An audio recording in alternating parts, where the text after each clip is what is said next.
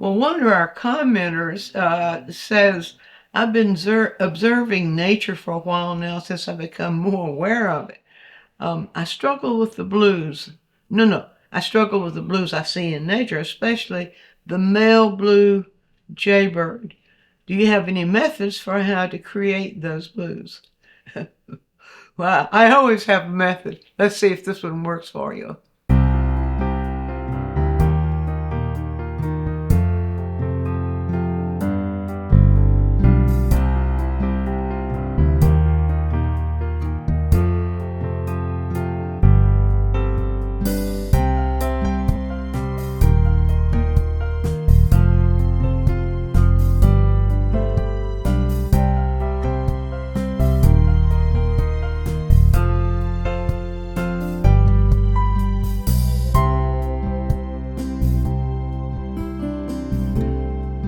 Well, like so many colors in nature, people will struggle with a single color or a single hue that they see.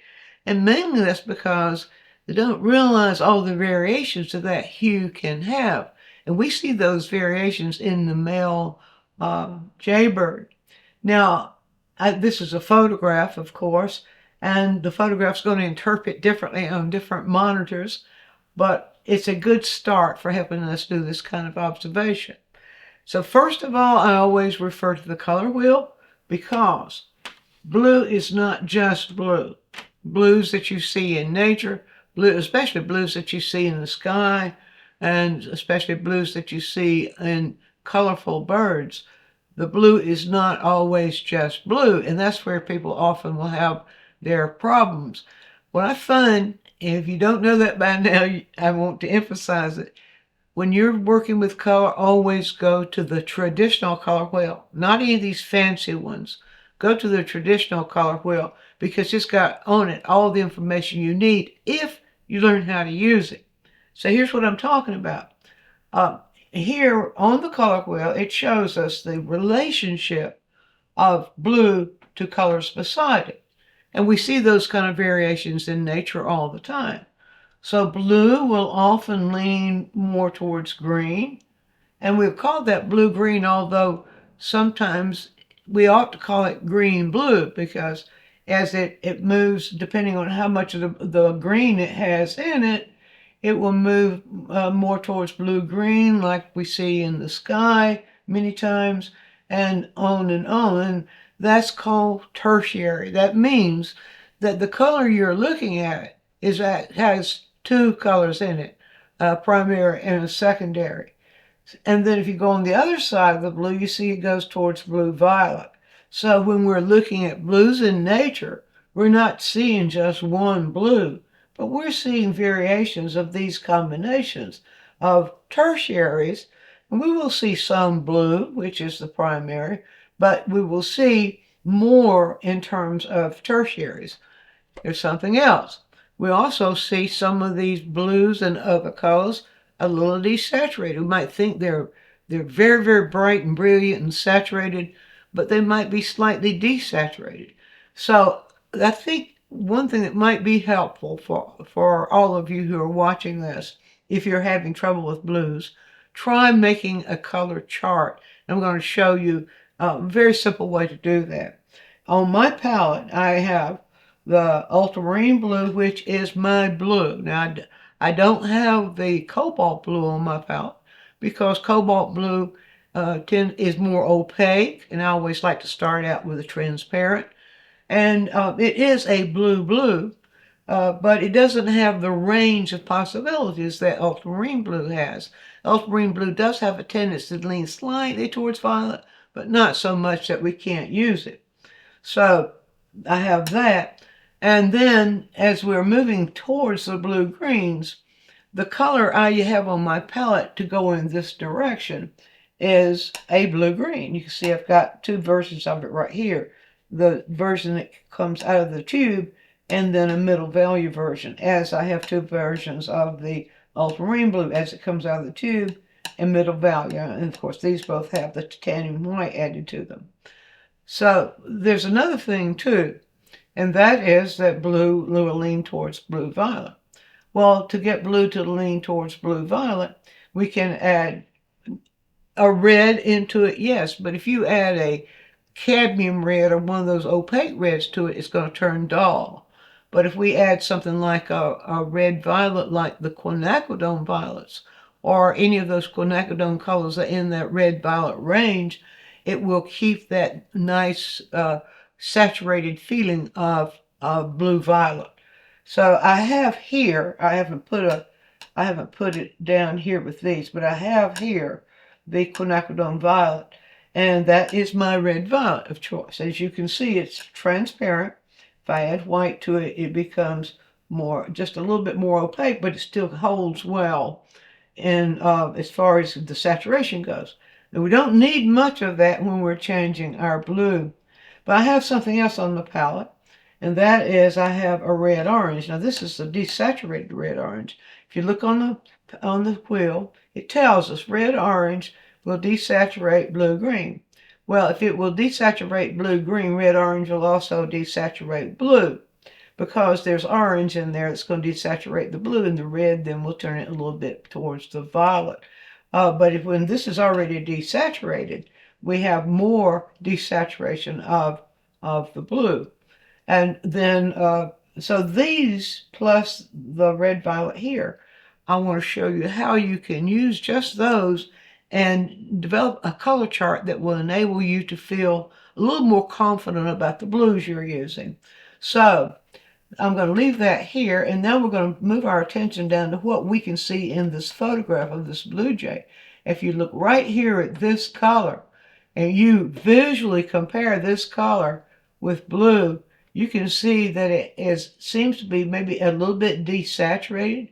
Now, if it's a little bit desaturated, it also seems like it has a little bit of that red violet in it. Let's do something here. Let's start with the desaturation first. So, I'm going to bring a little bit of this right over here, and I'll just get my paper towel here. Now here's the way we can do that. This is a color experiment. First of all, we'll put a sample of just the blue, ultramarine blue, in the middle value range right here. Just put a nice little sample of that there.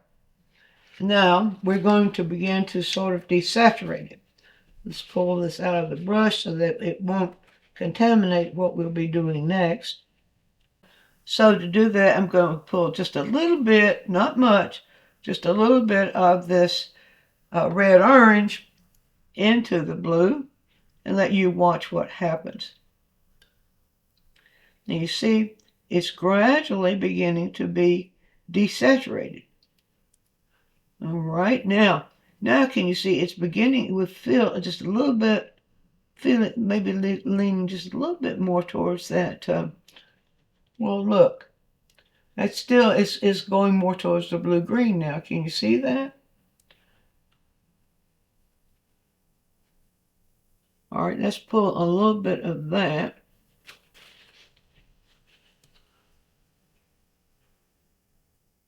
Right here, so we can see that comparison. You see that comparison? And if we hold it right here, we say, no, actually it didn't. Actually, this is not what we need. We need it to lean more towards the red violet. And what I'm doing here is I'm charting from the possibility through the experiment, or through what we would go through to explore, to what we'll find right here. And so then next, I'm going, once if I see it, no, that is still not leaning in the direction I want to go, then it seems now that it's leaning a little bit more towards that direction. This is what I'm comparing right here. All right, so now I'm going to move into the red violet, and I'm not putting it directly in here because this is pretty much middle value. So I want to keep the red violet middle value, so I'll just mix some white in it. This is what I call value correct. I think I might mix too much white. No, maybe not. What I call value correct. When you are finding a color, stay in the value range of the color you're finding. So, but if you pick up a different value and try to mix into it, it's going to change the value as well as the color and make it difficult to see. So let's see what will happen now if we pull a little bit of this into this color. It may take more than just a little bit, but what it's doing now is it's adding that red into it. It's adding some blue back into it too. A little bit more. But it's adding some red into it. Now, if I go too fast, I might have gone just a little too fast for you there. Let's test that out now and see where we are. See, we're getting very close. Can you see that? Now, as I hold this, I don't know if you can see this. As I'm holding this up now, I'm seeing that this is what I'm seeing right up here. But then it begins to get bluer. I see a mixture now of the red, violet, and the bluer color. So let's do this. Wipe off that blue. And I'm going to move into the color I just mixed here with the red. And here's what we have. Can you see that difference? Now you can also see that as this moves up, it gets a little lighter, and that would indicate adding more white to it to get lighter. Let's add, just for fun, let's add just a tiny bit more of the red violet to it, just for fun, and see what we get there. You see, if you work these things out with a chart like this, I will use my sketchbook a lot of times. I'll just on the paper, of course, I'm using oil, and paper does soak up oil, but it retains the color. So a lot of times if I'm working a color out, or working out the range I'm going to need and trying to find what mixtures I'm going to use to get that range, I will work that out in little charts like this on my sketchbook, showing where I begin and where I go. And you see, now you see another thing. You see with this one beside this one, how it turns that one feeling more green. Okay, that's something to keep in mind. Now, and that really does take on the violet there. In fact, if we add a little bit of white to that, now this gets out of the value range, but just something I want to show you. Add a little white to that, come back into it here, and that's very close. Can you see that?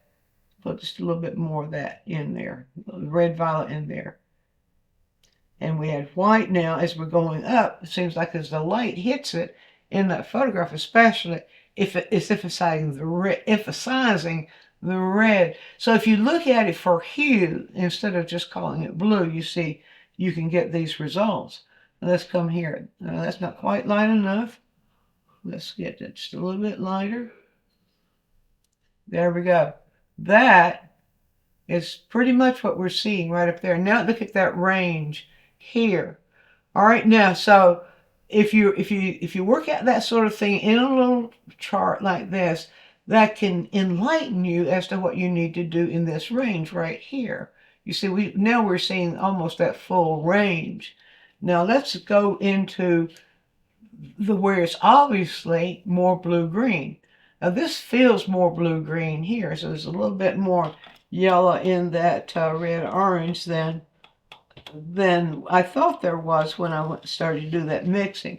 So a lot of times you think you know what color you see, but you don't really realize what color you see or what color you need to mix until you actually do an analysis like I'm doing for you right now, where you discover those things.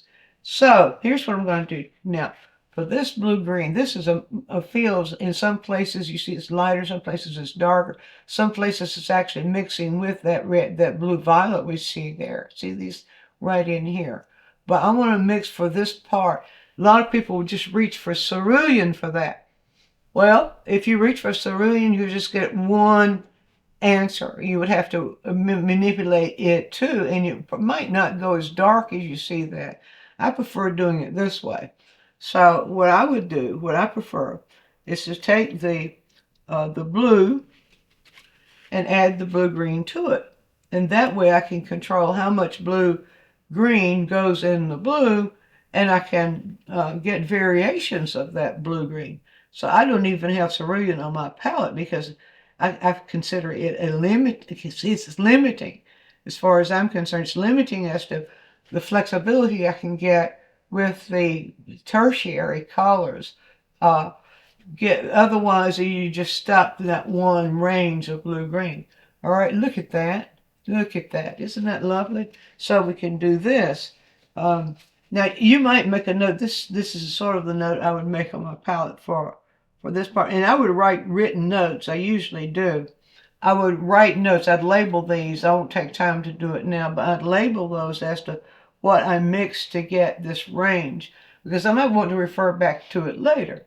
So if I come to a second row here to get an analysis of what I'm seeing here in this range as it's leaning towards blue-green, start out once again with the blue, but this time I'm just going to make a note here, a visual note that I'm adding into that my blue-green. Now this is the blue, and so a middle value, I make a visual note. This is the blue-green right here. All right, so you see it. you would hold that up there. If you were looking at visual, you might be able to hold that there and know that you could add blue back into it and come up with that. So as the more you work with color from the viewpoint of hue and the way hue, the relationship of the hues on the color wheel and how the hues do vary within their range on the color wheel, the more you work with the color wheel that way and let it guide you, the more variation you can get in your color and the richer your colors are going to be. All right, so now this is the mixture right here. And that's how, look at that. Isn't that lovely? This is the mixture right there. So now you can see, and then we can see variations of that. We see that variations of how these two are mixed together at a darker value.